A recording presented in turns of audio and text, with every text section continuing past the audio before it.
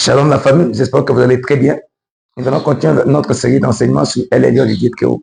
Si vous n'êtes pas encore abonné sur notre chaîne, appuyez sur là où on est écrit abonné et cela va vous permettre de suivre plusieurs vidéos, toutes les vidéos qu'on va mettre sur notre chaîne afin de vous édifier. Aujourd'hui, je vais continuer. Je continue toujours dans la même logique de l'intervention d'El Elyon dans nos combats.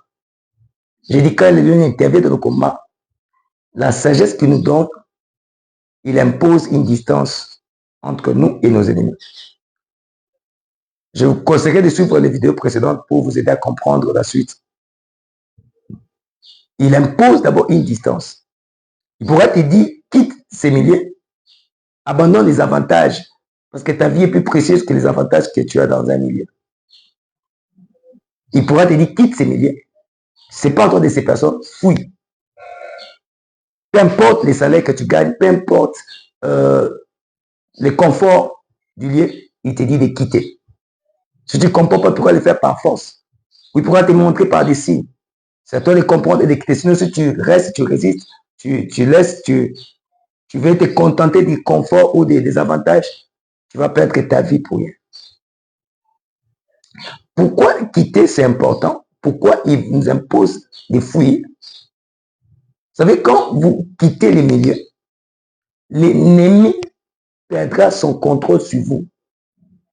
Parce que plus vous êtes proche de l'ennemi, plus l'ennemi a les contrôles. Il sait, j'ai dit que c'est un combat dans lequel l'ennemi est puissant, plus puissant que toi financièrement, matériellement, peut-être que socialement. Il a plus de valeur, il a plus de poids par rapport à toi. Tu es vulnérable, tu es rien face à ton ennemi.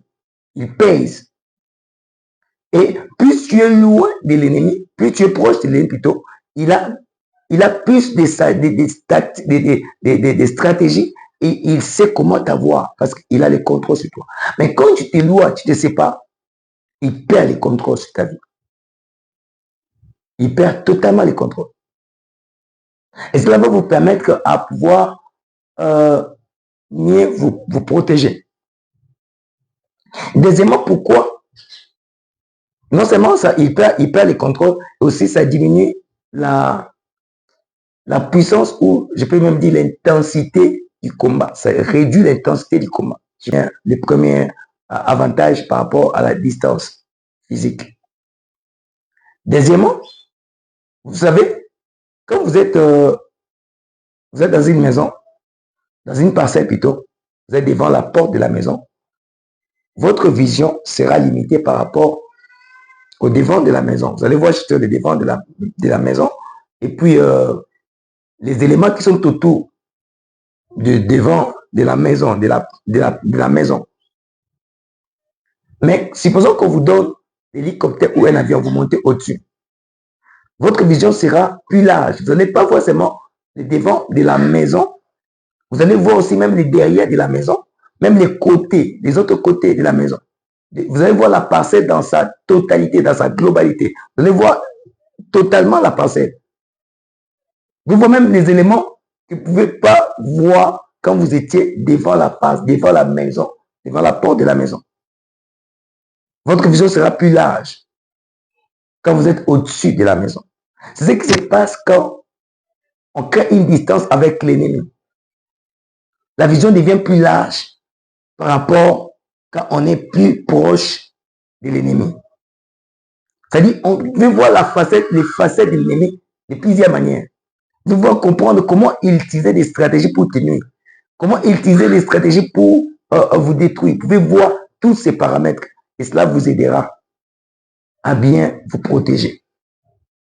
La distance vous préserve, la distance vous garde. J'aimerais répondre à une question. Quelqu'un m'a posé la question, m'a demandé. Maintenant, on va créer la distance pendant longtemps. Quand est-ce qu'on va rentrer et retourner? Écoutez-moi. La Bible dit ceci. Le principal sacrificateur cherchait la vie de Jésus. La Bible dit ceci. Il cherchait les occasions favorables pour avoir Jésus. Il n'en trouvait pas. Regardez. Jésus s'est livré parce que c'était le temps. C'était le temps pour lui de se livrer, pour lui de mourir. Comme ce n'était pas le temps, il ne pouvait pas donner au sacrificateur, au principal sacrificateur, l'occasion de les livrer, de les tuer. Non. La Bible dit, il fuyait. Quand il comprend qu'on cherche sa mort, quelque part, il fuyait. Regardez, la Bible dit ceci. Quand Dieu a dit à Joseph, quitte pour les petits enfants et sa mère fuyer en Égypte, jusqu'à ce que je vais vous dire de rentrer. Quand Dieu te dit de fuir et de quitter, vous allez rentrer quand Dieu vous dira aussi de rentrer. Et quand tout sera OK, quand Dieu dira OK, c'est bon, tu peux maintenant rentrer, rentre. Rends-toi visible. Mais quand Dieu ne dit pas cela, ne t'expose pas. Ne donnez pas à l'ennemi l'occasion favorable pour vous faire du mal. Et surtout quand il vous retrouve, la Bible dit, quand les démons fuient dans un lieu, quand on chasse les démons, essayez d'arranger la place. Mais sinon, quand il revient, il trouve que la place est libre, il va prendre 7 autres qui sont plus forts. Il va chercher des renforts ou des stratégies plus meilleures pour ne plus vous perdre, de manière à ce qu'il vous tue directement. Ne donnez pas l'occasion à l'ennemi quand Dieu vous permet de fuir. Attendez l'instruction, une nouvelle instruction de la part de Dieu. Là, je parlais de la distance physique. Vous savez, quand vous créez une distance physique avec l'ennemi, il se peut que l'ennemi se dise, OK, comme il m'a fui, c'est bon, je laisse tomber, je l'ai déjà perdu. L'ennemi se dit ça. Mais il y a un autre type d'ennemi. Quand bien même vous fuyez, vous avez créé la distance physique, il peut s'élever, il va encore chercher des voies et moyens pour vous poursuivre jusqu'à vous atteindre. Regardez l'histoire des enfants d'Israël. Pharaon a décidé de le laisser. OK, il a dit, OK, allez, je vous laisse, je vous libère. À un moment, Pharaon s'est rendu compte, non, j'ai fait une erreur, c'est une erreur. Je ne pouvais pas le laisser partir comme ça. Pharaon s'est décidé avec son armée de poursuivre les enfants d'Israël. Ici, à ce niveau, je voulais vous donner une autre stratégie, une manière de fuir et de créer une distance spirituelle. Si maintenant, je vais parler de la distance spirituelle. David fuyait Saoul. Et arrivé un moment, Saoul continue toujours à le poursuivre. Quand il attend qu'il est caché quelque part, il va à cet endroit. Je vais maintenant parler de quand l'ennemi continue, il ne laisse pas le temps, il continue à vous poursuivre partout là où il attend que vous êtes. Où vous êtes. C'est pour ça qu'il attend que vous êtes en Europe, il prend l'avion, il va jusqu'en Europe. Il attend que vous êtes aux États-Unis, il prend l'avion jusqu'à ce qu'il cherche à vous avoir pour vous nuire. À ce niveau, il faut maintenant appliquer la distance spirituelle. Parce que on va fouiller jusqu'où? Il y a un moment où on ne sait pas fuir. On a fui, mais on ne sait plus fuir. On n'a plus d'endroit où se cacher. Là, il faut appliquer la distance spirituelle. Et regardez ce qui s'est passé l'autre fois quand je parlais des enfants d'Israël pendant qu'ils fouillaient. L'ange de Dieu qui allait devant les camps d'Israël partit et alla derrière eux.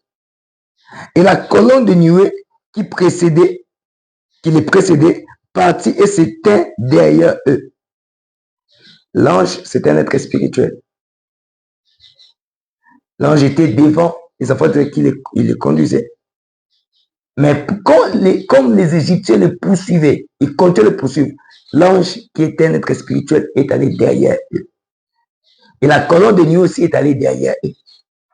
Regardez la suite, on dit ceci. Elle se plaça entre les camps des Égyptiens et les camps d'Israël. Cette nuée était ténébreuse d'un côté et de l'autre, elle éclairait la nuit. Et les deux camps n'approchèrent point l'un de l'autre pendant toute la nuit. Pendant ce temps, les enfants d'Israël étaient sous la panique. Ils savaient que derrière eux, les Égyptiens les poursuivaient. Ils cherchaient la vie. Devant eux aussi, il y avait la mer Rouge. Comme j'ai dit, vous allez fouiller jusqu'où? À ce niveau, c'est posé la question, on va aller où? Il y a l'obstacle, la mer Rouge. Derrière, l'ennemi les poursuit. Ils étaient limités, bloqués.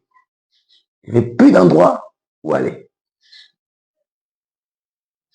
À ce niveau, Dieu utilise une méthode spirituelle. Ils ont fui en appliquant la distance physique. Malgré ça, l'ennemi continue à les poursuivre. À ce niveau, Dieu a appliqué la méthode spirituelle. La méthode spirituelle. Il utilise l'ange pour imposer la distance. C'est vrai, les Égyptiens continuent à poursuivre. Ils pensaient qu'ils étaient en train de poursuivre. Mais en réalité, ils n'allaient nulle part. Ils ne pouvaient pas les atteindre. Parce qu'il y avait une distance spirituelle qui s'était créée. Mais ils ne pouvaient fuir l'ennemi, aller en Europe, aller aux États-Unis, je ne sais pas dans quel pays vous retrouvez. Vous pouvez fuir l'ennemi, bien sûr, c'est une bonne chose, comme je dis, c'est la distance physique. Est-ce que vous savez que les réalités spirituelles sont telles que vous avez fui, mais l'ennemi pratique de la sorcellerie ou des histoires bizarres dans le monde spirituel, on arrive à vous atteindre bien que vous avez fui, bien que vous êtes loin de l'ennemi. On peut appliquer la magie, la sorcellerie, on vous atteint là où vous êtes et on vous tue. La distance physique ne suffit pas, mais il faut aussi appliquer la distance spirituelle. Je vais expliquer la distance spirituelle. On va lire David, le psaume chapitre 57. Psaume 57, la Bible dit ceci. Au chef des chantres, ne détruis pas, hymne de David, lorsqu'il s'est réfugié dans la caverne, poursuivi par Saoul. Lorsqu'il s'est réfugié dans la caverne, poursuivi par Saoul. Donc Saoul est en train de poursuivre David. Saoul ne s'était pas arrêté parce que David s'est caché. Non, il continue à poursuivre David. David a fui, il a fui. Mais c'était compliqué. On continue toujours à le poursuivre. Regardez la suite. David commence maintenant à prier. Comme je disais, la distance physique ne suffit pas. Mais il faut maintenant aller dans la dimension de l'élion, de la distance spirituelle. La distance spirituelle implique les actions spirituelles. Et la plus grande action spirituelle, c'est la prière. La prière de la dimension du Dieu très haut est l'élion. Regardez ce que David fait comme prière. Aie pitié de moi, oh Dieu, aie pitié de moi. Car en toi, mon âme cherche un refuge. David dit, mon âme cherche un refuge. C'est vrai, mon corps est dans la caverne. Mon corps est caché. Mais, bien que mon corps est caché, on continue toujours à me poursuivre. On peut aussi, c'est vrai que je suis caché physiquement, mais on peut aussi atteindre mon âme. Je peux être loin physiquement, mais on peut utiliser des fétiches, des histoires sorcelleries spirituelles pour atteindre mon âme. La distance physique ne suffit pas. Il va dans la direction spirituelle pour chercher sur la distance un refuge spirituel. Il dit, en toi, mon âme cherche un refuge. L'âme, c'est la partie spirituelle. L'âme, c'est la partie spirituelle. Mais quand on cherche ta vie dans le monde spirituel, on cherche ton âme. Si on atteint ton âme, c'est fini. Je ne vais pas vous donner beaucoup de détails sur les réalités de l'âme spirituelle. Vous pouvez voir quelqu'un marcher normalement. On a déjà atteint son âme. Spirituellement, il est déjà mort. On cherche seulement une occasion, soit un accident, et puis la personne tombe et meurt. Parce qu'on a déjà atteint son âme. L'âme, c'est la partie spirituelle qu'il faut protéger. Il faut garder, il faut protéger. On le protège dans les spirituels, dans le monde spirituel.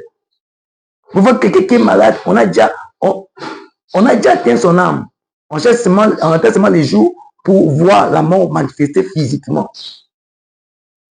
Au-delà de la distance physique, il faut chercher la distance spirituelle, chercher les refuges de l'âme. Il dit ceci, en toi mon âme cherche un refuge, mon âme cherche un refuge, mon corps est dans la caverne, mais mon âme est en train de chercher un refuge, aussi un refuge. Il dit, je cherche un refuge à l'ombre de tes ailes. J'ai dit, le lion c'est un Dieu à la forme d'aigle, il a les ailes pour te couvrir.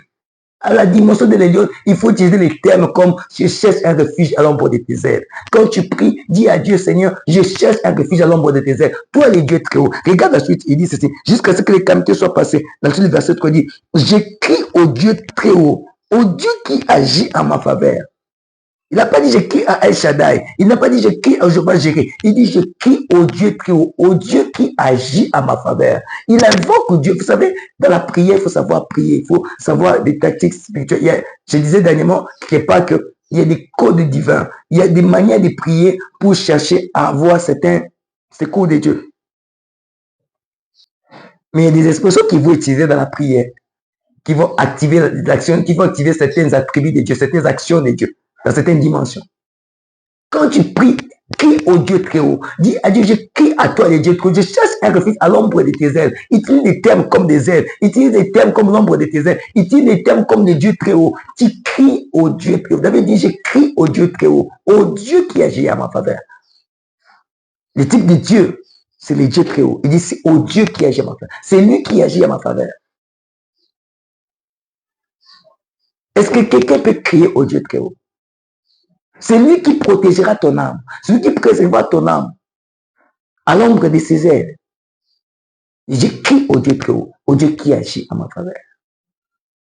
La dimension du Dieu très haut, c'est une haute dimension de sécurité spirituelle. Même physique aussi. Je vous montrerai beaucoup d'éléments dans cette dimension du Dieu très haut. Comment Dieu, dans sa puissance, peut préserver ton âme. Physiquement, tu peux être loin. Ça peut être tu peux être loin de l'ennemi, mais spirituellement, sois aussi loin de l'ennemi. Parce que si les stratégies physiques, on n'arrive pas à t'atteindre par les stratégies physiques, l'ennemi peut aller dans les stratégies spirituelles. Parce que le combat est dans les deux côtés. Fuyons l'ennemi physiquement, fuyons l'ennemi spirituellement. En criant au Dieu très haut, en cherchant le refuge à l'ombre de ses ailes. Parce que c'est un aigle. Il va te garder, il va te protéger. Je prie que l'ombre de ses ailes te garde. Je prie qu'elle est lionne, en criant au Dieu très haut, qui te couvre à l'ombre de ses ailes. Que ton âme soit protégée, que ton âme ne soit pas atteinte par l'ennemi, que ton âme ne soit pas touchée, que ton âme soit préservée par les dieux très hauts et les lions. Que Dieu vous bénisse. Pour aujourd'hui, je préfère m'arrêter là.